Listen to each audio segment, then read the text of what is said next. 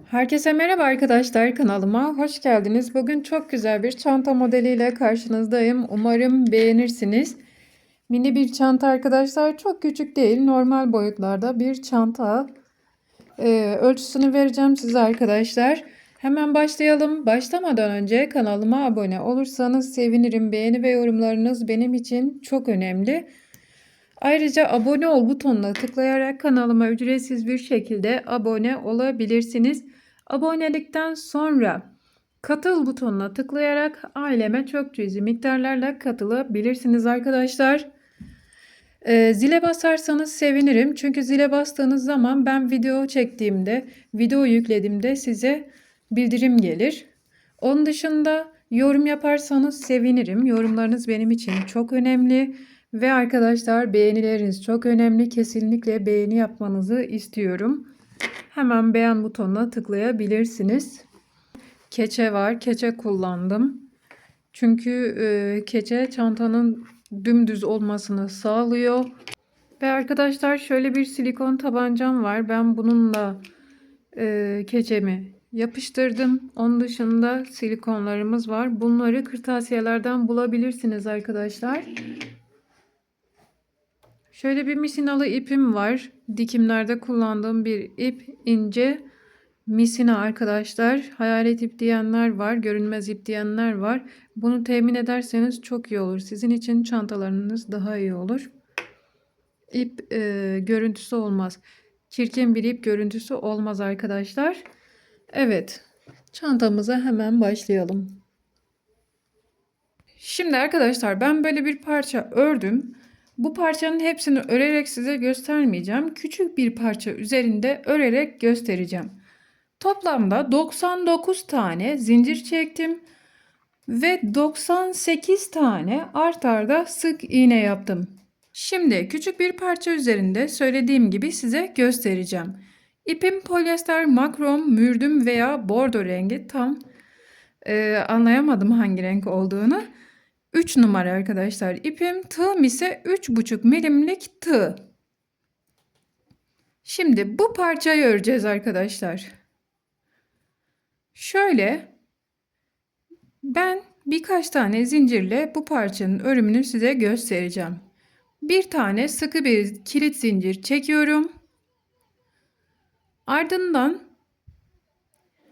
birkaç tane zincirle parçamı öreceğim. 1, 2, 3, 4, 5, 6, 7, 8, 9, 10, 11, 12, 13, 14, 15, 16.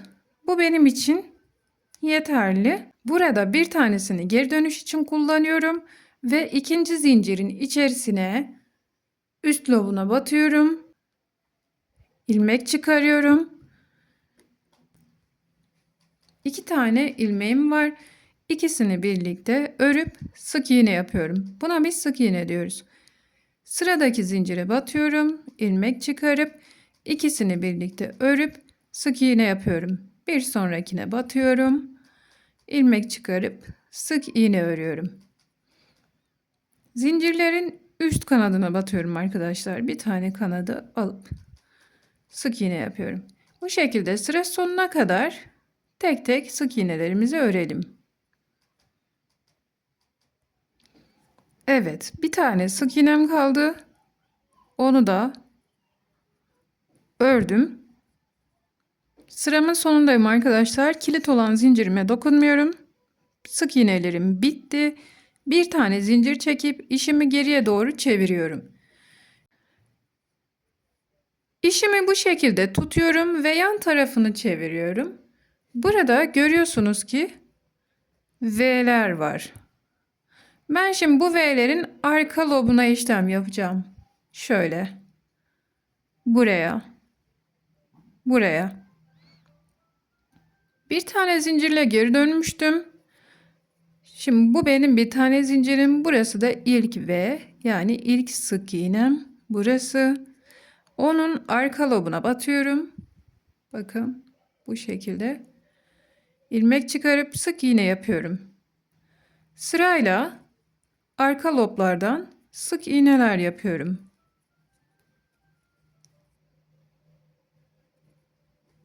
böyle bir görüntüm oluşuyor. Arkası da bu şekilde. Sıra sonuna kadar sık iğnelerimizi örelim.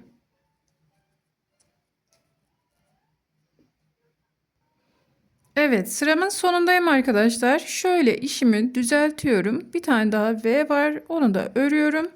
Bunu kesinlikle örmeyi atlamayın arkadaşlar. Son sık iğnenizi örün. Bir zincir çekip geriye doğru dönüyorum ve bir önceki sıramda yaptığım işlemin aynısını bu sıramda da yapıyorum. Arka loba batıyorum. Bakın şöyle buraya ve sık iğne yapıyorum.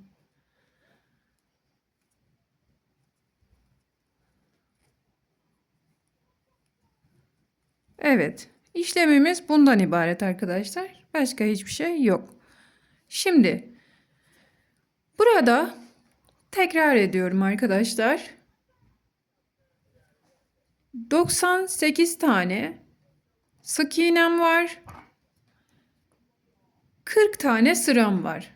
40 sıra ördüm. Şöyle sayalım. Bakın 1, 2, 3, 4, 5, 6, 7, 8, 9, 10. 39, 40. Tam 40 tane sıram var. 20 tane gidiş, 20 tane geliş yaptım.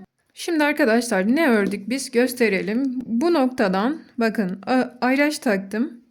Şimdi arkadaşlar ne ördüğümüzü göstermek istiyorum. Ortalara 2 tane ayraç taktım. Burada 40 tane sık iğnem var.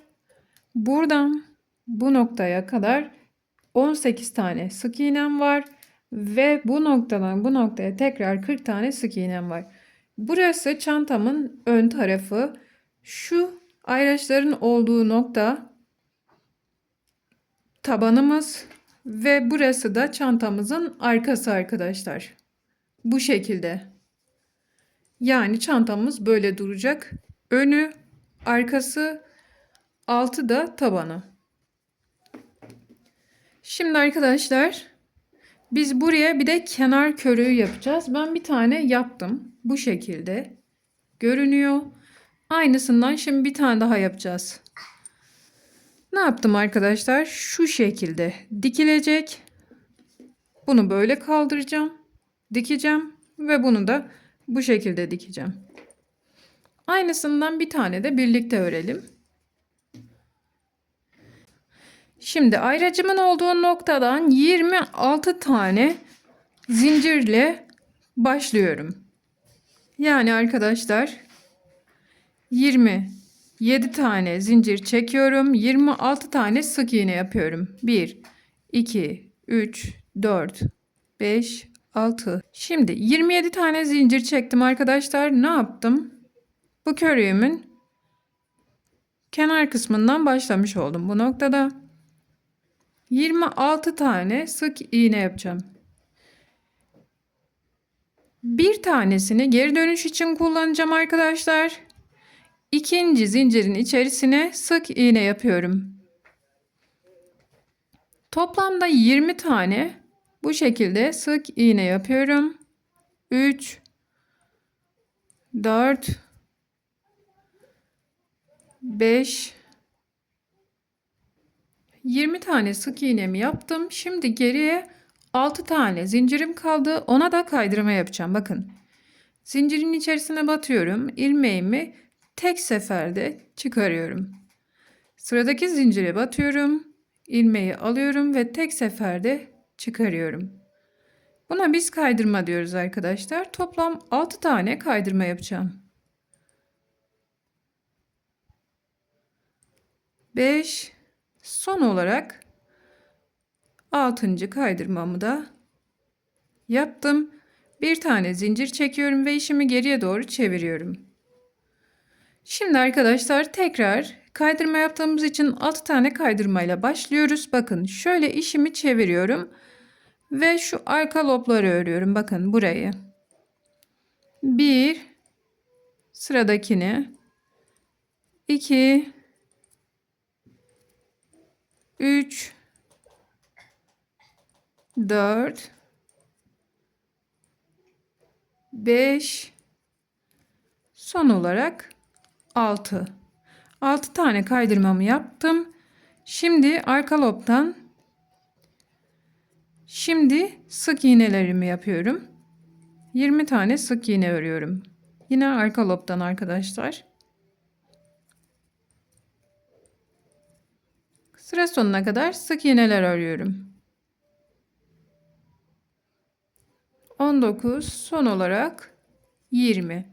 Bir tane zincir çekip işimi geriye doğru çeviriyorum ve yine arkadan sık iğneler örüyorum. Sık iğne olan yere sık iğne, kaydırma olan yere kaydırma yapıyorum. Bu kadar arkadaşlar. Şimdi bunu örelim. Bakalım kaç sıra örmüşüz? 1, 2, 3, 4, 5, 6, 7, 8, 9, 10, 11, 12, 13, 14, 15, 16, 17, 18. Neden 18 sıra yaptık arkadaşlar? Buraya uyumlu olsun diye. Çünkü burada 18 tane zincirim vardı. Ve ben buraya 18 tane sıra yaptım. Tamam mı? Bunu da örelim gelelim. Ne yaptık arkadaşlar? 26 tane burada ilmeğimiz var ve 18 sıra ördük arkadaşlar.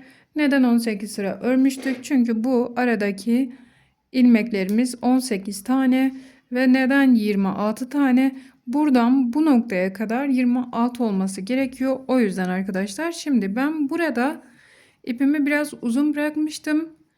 Şimdi buna iğnemi geçiriyorum ve dikişimi yapacağım. Keselim ipimizi biraz ucundan yakalım. Şimdi güzel bir dikiş yapalım.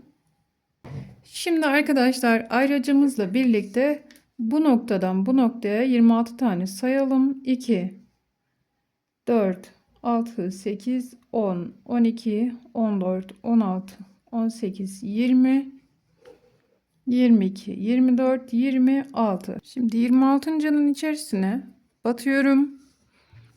Arkadaşlar dümdüz bir şekilde dikişime başlıyorum. Bakın bu şekilde tutuyorum. Şöyle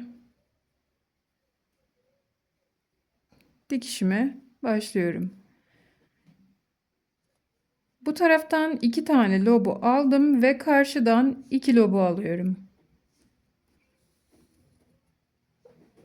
Tekrar bu tarafa atıyorum ipimi. İkincinin içerisine batıyorum ve karşılıklı diğer 2 lobu alıyorum. Sırayla bu şekilde dikişimi yapıyorum.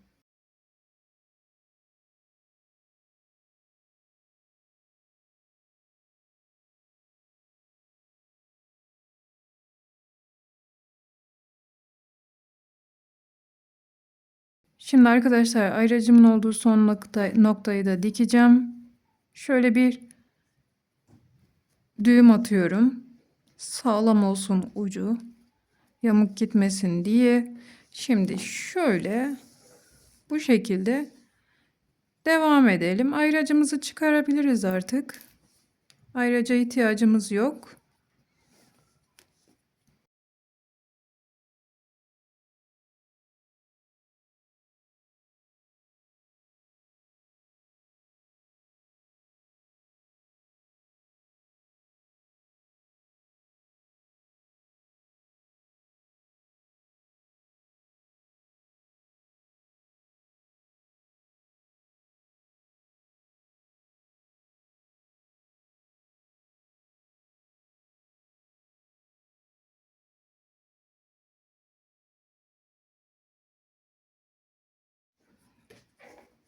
Sonuncusunu da dikiyorum.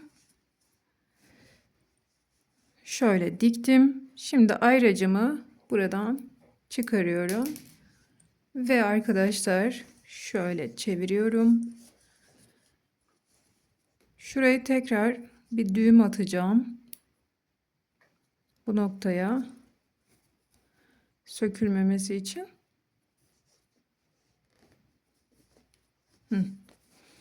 Şimdi arkadaşlar 26 tane karşılıklı dikelim. Şimdi arkadaşlar ben burayı diktim. Şimdi arkadaşlar ben burayı da diktim. En son düğüm atıyorum. Bakın şöyle. Bir kez daha bu noktaya düğüm atacağım. Şöyle. Daha sonra bu ipimi alttan biraz şu tarafa doğru yürüteceğim.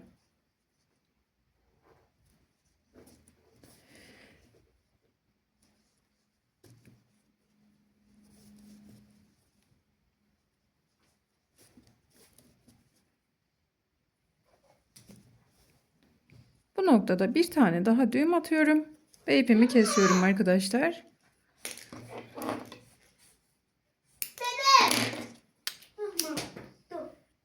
Tamam. Şimdi arkadaşlar burayı diktim. Aynı şekilde yap. Şimdi burayı diktiğimiz şekilde bu tarafı da dikelim arkadaşlar. Ayracımızı takmayı unutmayalım. Çünkü kaydırma yapabiliriz, yanlış dikebiliriz. Hiç belli olmaz. Dikelim arkadaşlar. Gelelim. Şimdi arkadaşlar ben burayı da diktim. En son düğüm atıyorum. Bakın şöyle. Bir kez daha bu noktaya düğüm atacağım. Şöyle. Daha sonra bu ipimi alttan biraz şu tarafa doğru yürüteceğim.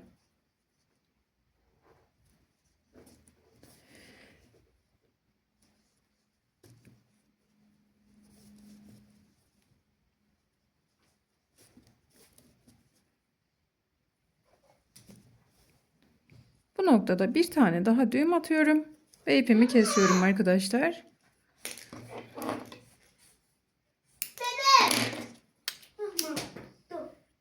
Tamam.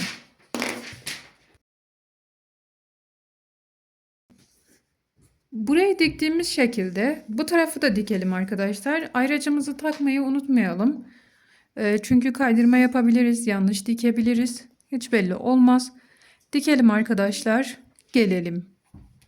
Evet arkadaşlar ben dikişimi yaptım. Bu şekilde görünüyor. Şimdi arkadaşlar bunu hala çantamızın ters tarafındayız.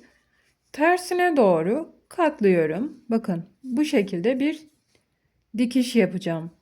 Şurada hemen ikinci zincirden başlıyorum. Şuradan. Bakın bu şekilde başlayıp güzel bir dikiş yapacağım. Bunu birbirine sabitleyelim. İsteğe bağlı arkadaşlar, normal dikiş ipiyle ve iğnesiyle de yapabilirsiniz. Ben bu şekilde dikmeyi tercih ettim. Siz diğer dikiş yöntemlerini de kullanabilirsiniz. Fark etmez. Şu ipimizi alttan yürütelim. Bakın burasında şöyle ayracımızı ya da diğer adıyla belirleyicimizi takalım. İsterseniz toplu iğne de takabilirsiniz. Şu şekilde arkadaşlar bakın. Böyle dikeceğiz. Bunu alttan yürütüyorum dediğim gibi. Şuradan bir tane tel alıyorum. Bakın. Karşılıklı olarak dikişimi yapıyorum. Bakın bir tane teli alalım. Buradan da karşılıklı olarak dikelim. Birbirlerine denk gelsinler arkadaşlar. Şöyle bakın. Çirkin görünmediği sürece çok fazla özen göstermenize gerek yok. Düzgün bir şekilde dikin.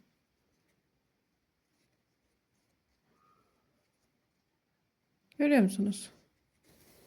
Evet. Bu şekilde arkadaşlar. Dikişlerimi yaptım. Şimdi bu iplerimi içeriye alacağım. Şöyle dibinden içeri tarafa alalım. Kaybedelim iplerimizi.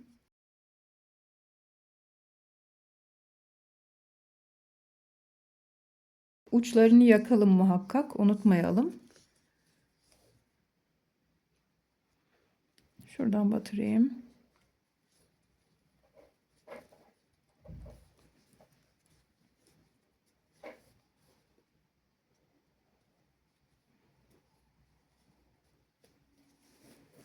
Tamam. Şimdi arkadaşlar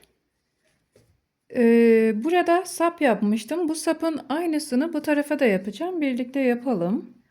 Hala tersindeyiz çantanın arkadaşlar bu arada. İsterseniz düzünü çevirelim. Böyle. Bakın bu şekilde duruyor. Görüyor musunuz? Böyle. Makrom ellerimizde düzelen bir ip çeşidi. İstediğiniz şekilde el ütüsü yapıp çantanıza form verebilirsiniz arkadaşlar. Şimdi sapımızı yapmaya başlayalım. Bu arada bu iplerimizi de kaybedeceğiz içerisinde. Evet. Birazcık ucunu yakalım. Şimdi arkadaşlar burayı iyi izlemenizi istiyorum. 6 tane zincirle başlıyorum. 1 2 3 4 5 ve 6. İlk zincirin içerisine batıyorum. İlmeğimi tek seferde çıkarıp bir tane zincirle sabitliyorum. Bundan sonra arkadaşlar tek tek sık iğneler yapacağım. Toplam 6 tane sık iğne yapacağım. Bakın. Şuradan başlıyorum. Birazcık yakınlaştıralım. Net bir şekilde görünsün. Bakın. Şuradan hemen ikinci zincirin içerisine batıyorum. 1. Sıradaki zincire batıyorum. 2. Bir sonrakine batıyorum. 3. Bakın üstteki gördüğümüz loblara batıyoruz, tamam mı? 4. 5. Son olarak şuraya batıyorum. Bakın arkadaşlar. 6. Şimdi 6 tane burada sık iğnem var. Bakın 1, 2, 3, 4, 5, 6. Tamam mı? Bunu saymıyoruz. Bu bizim zincirimiz. Şimdi ilk sık iğnenin üzerine, bakın üzerindeki loba sık iğne yapıyorum. Bakın bu gördüğümüz lobu alıp üzerine sık iğne yapıyoruz. Şurayı, şurayı.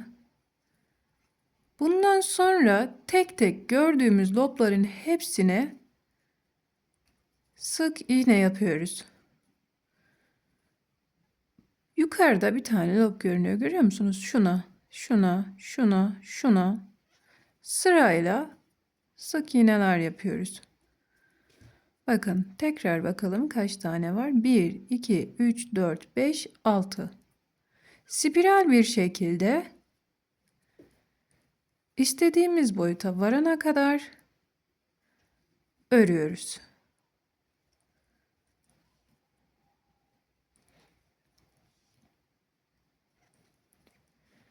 Evet. Üstteki bir tane lobu alıyoruz arkadaşlar. Bakın şurayı alıp örüyoruz. Bir sonrakini alıp örüyoruz. Tek bir lobu alıyoruz. Bakın görünen lob var ya, buraya. Burayı. Görüneni alıp örüyoruz. Çok basit. Anlamadıysanız sap kısmını bir daha izleyin arkadaşlar. Benimle birlikte yapmaya çalışın ama çok kolay, inanılmaz kolay. Başka hiçbir şey yok. Bu kadar. Görüyorsunuz ne kadar hızlı ilerliyor. Şimdi bu sapı istediğimiz boyuta varana kadar örelim, gelelim. Evet arkadaşlar, ben bu kadar ördüm. Bakalım kaç santim örmüşüz. Şöyle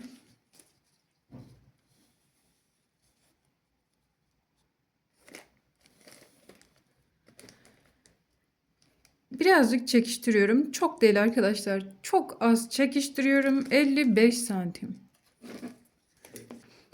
Şimdi arkadaşlar sapımı şu yuvadan geçireceğim. İsterseniz önce sapı şöyle tutun. Ondan sonra burayı dikin.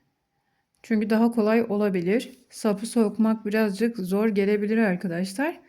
Tığımı şöyle bir geçiriyorum buraya. Daha sonra bu ipimi, fazla olan ipim var ya, onu kancaya bağlıyorum. Şöyle sıkı bir şekilde bağlıyorum ki açılmasın.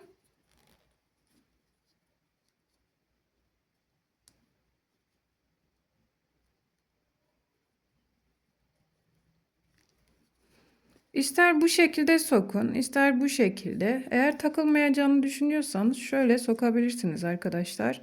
Ama takılacağı için tersinden yuvanın içerisine geçiriyorum. Bakın şöyle.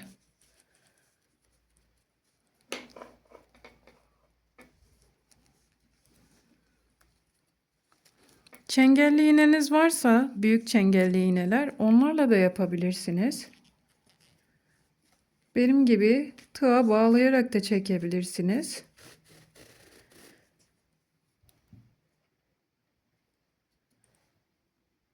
Şimdi bunu açalım.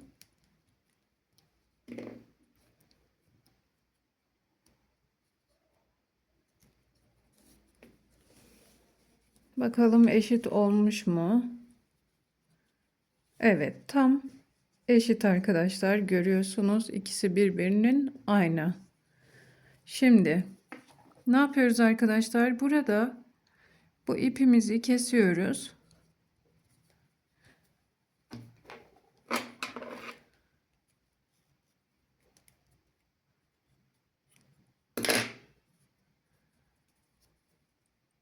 Şöyle bunu bağlayalım.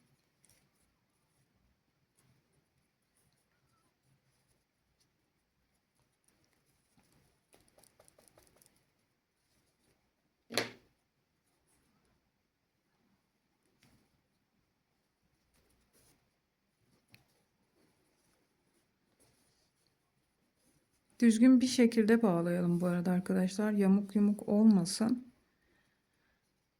Düzeltelim.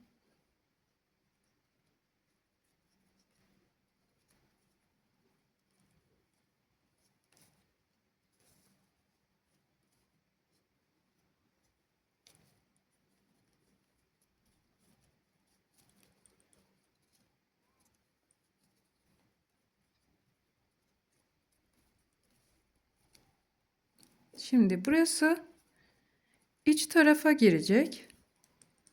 Şuranın içerisine göndereceğiz burayı.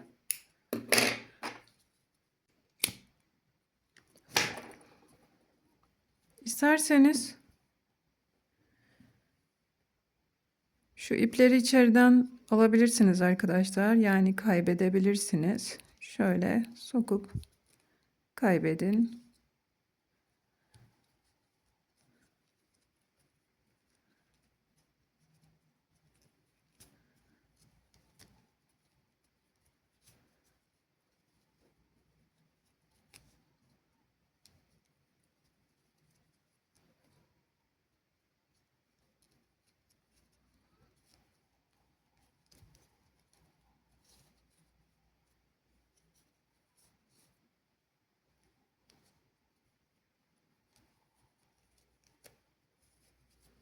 Şimdi bu ipimizi şöyle çekiştirelim.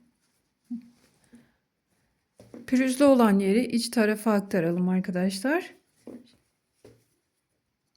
Daha sonra evet, bitti arkadaşlar. Şimdi manyetik düğmemi dikeceğim. Birini diktim. Diğerini de size göstereceğim nasıl diktiğimi.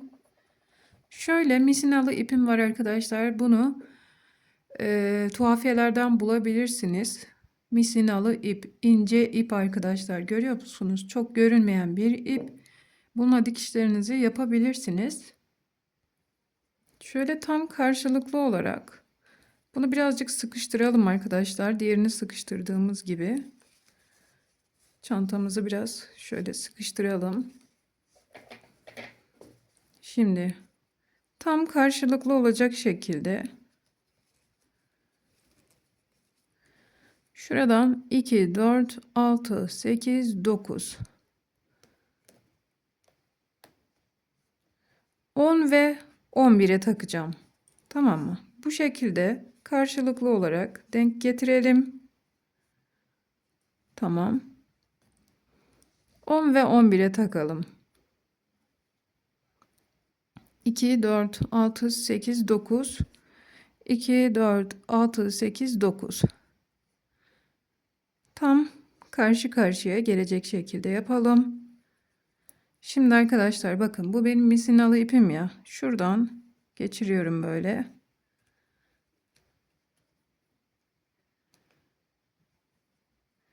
Birkaç tane aynı yerden düğüm atalım. 2, 3 yeterli. 4 de yapabilirsiniz.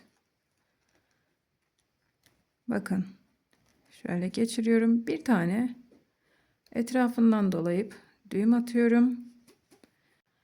Şimdi iğnemi şuradan geçiriyorum arkadaşlar, hemen dibinden ve diğerinin şu deliğin olduğu noktadan çıkarıyorum.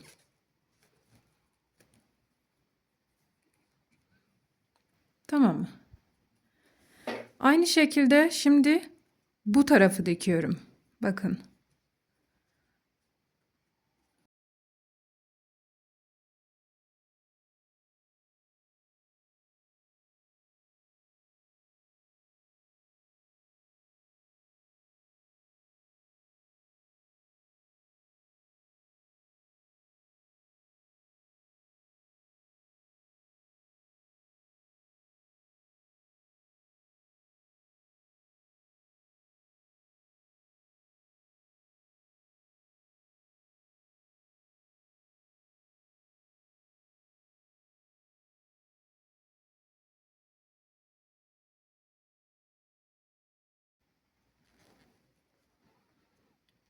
Düğüm atalım. 1, 2.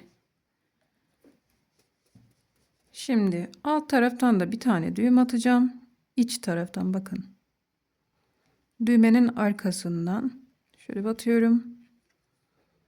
Buraya 1, 2. İpimi alttan alıp herhangi bir başka yerden çıkarıyorum. Buraya da bir tane küçük düğüm atıp kesiyorum. Bakın. Tamam mı?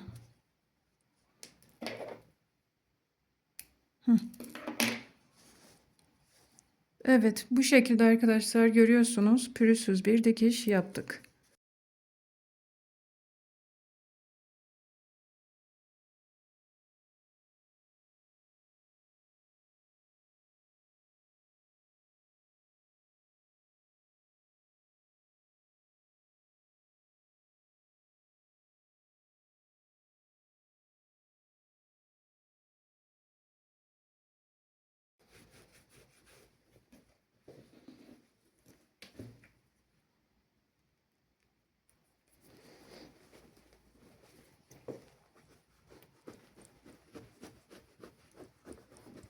Hı.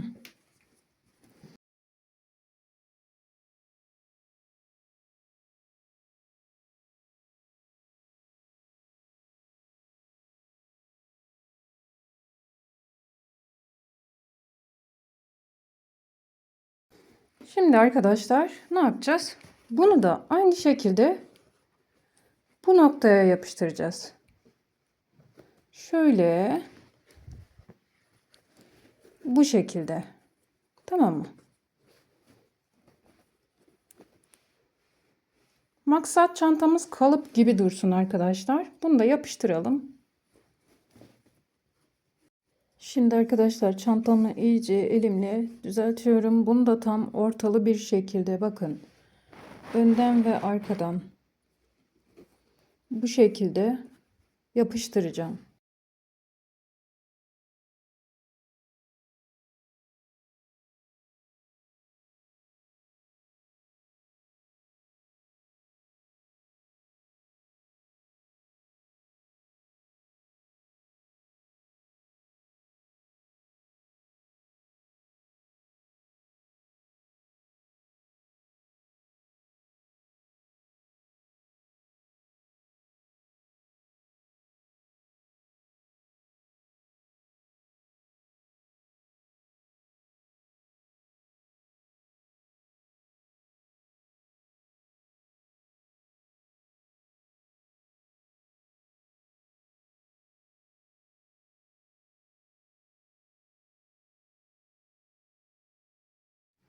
Şimdi arkadaşlar ben çanta astarımı diktim. Bu şekilde görünüyor.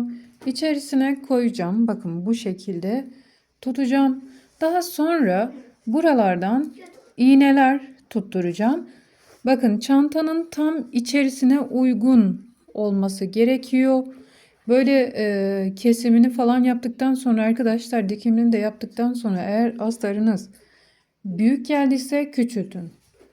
Küçük geldiyse de yeniden yapmak zorundasınız arkadaşlar. Böyle tuttuğunuz zaman tamamıyla çantanın içerisini kaplamak zorunda olmalı. Şimdi ben şuralarına, şimdi arkadaşlar buralarına bu şekilde toplu iğneler takacağım.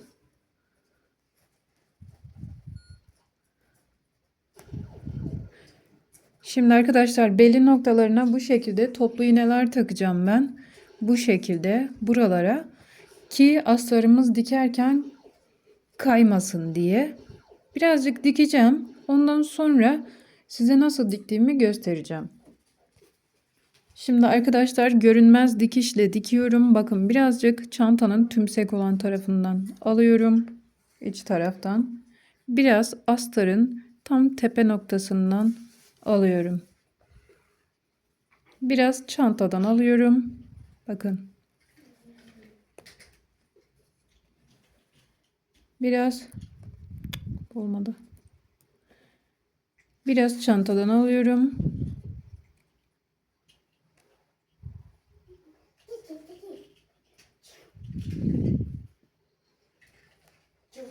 Niye olmadı ya? Neyse dur bir daha yapayım.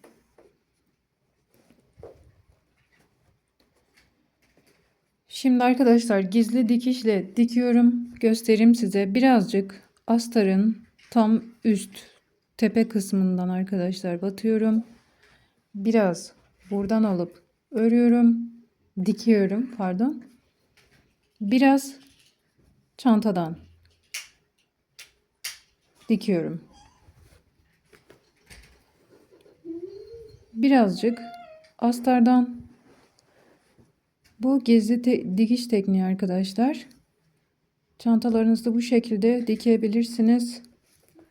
Şimdi bizim bu makrom çantalarımız biliyorsunuz ki makinede işlem bittikten sonra dikilmiyor. Şimdi biliyorsunuz ki makrome çantalarımızı bu şekildeyken makinede dikemiyoruz arkadaşlar. O yüzden gizli dikiş tekniği yapıyoruz. Birazcık astarın üst kısmından alıyorum, dikiyorum. Birazcık astardan alıp birazcık çantadan alıp dikiyorum. Astarın uç kısmından arkadaşlar alalım. Çantadan alalım. Evet, bu şekilde dikiminizi yapabilirsiniz arkadaşlar. Hepsini, evet, bu şekilde dikiminizi yapabilirsiniz arkadaşlar. Hepsini dikelim, gelelim. Şöyle bir astarlık kumaşım var arkadaşlar. Bakın. Çantam altına koyuyorum. Şu hizada bakın. Şu hizada. Buranın hizasında, kenarların hizasında astarımı kesiyorum. 1 santim bu taraftan keseceğim arkadaşlar. Çünkü benim dikiş payım olması lazım. Ya da 2 santim.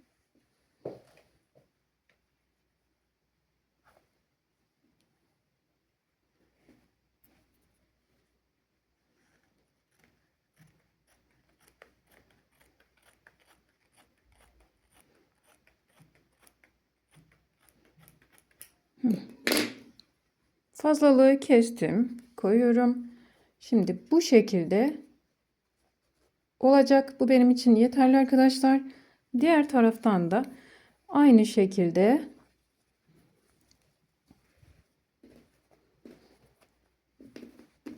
şu hizadan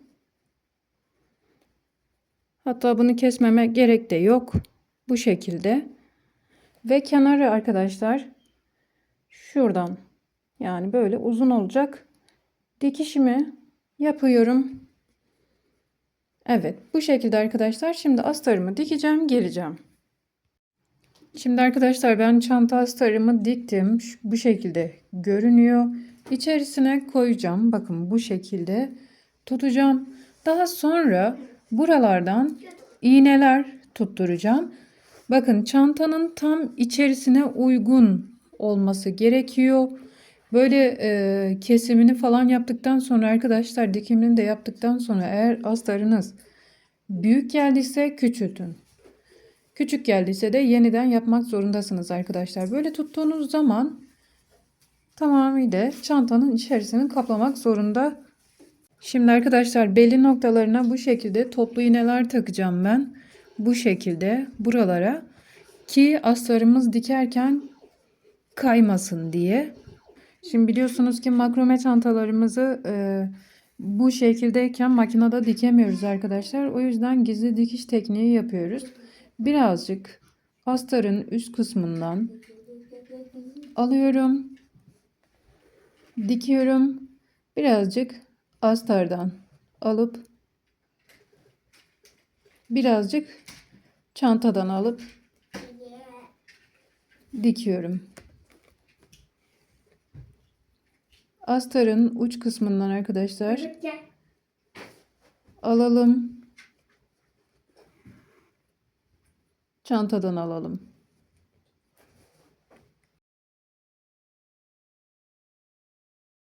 Evet, bu şekilde dikiminizi yapabilirsiniz arkadaşlar. Hepsini dikelim, gelelim. Evet arkadaşlar, çantamın astarını da diktim. Bu şekilde görünüyor. Şurayı tam bu sınırdan diktim arkadaşlar. Ve burayı da tam şu sınırdan diktim. Çantamızın astarı da bitti. Çantamızın kendisi de bitti. Kapatalım. Çantamın son hali bu şekilde arkadaşlar. Eğer çantamı beğendiyseniz lütfen beğen butonuna tıklamayı unutmayın. Kanalıma abone değilseniz ücretsiz bir şekilde kanalıma abone olabilirsiniz. Bir sonraki videoda görüşmek üzere. Hoşça kalın. Allah'a emanet olun.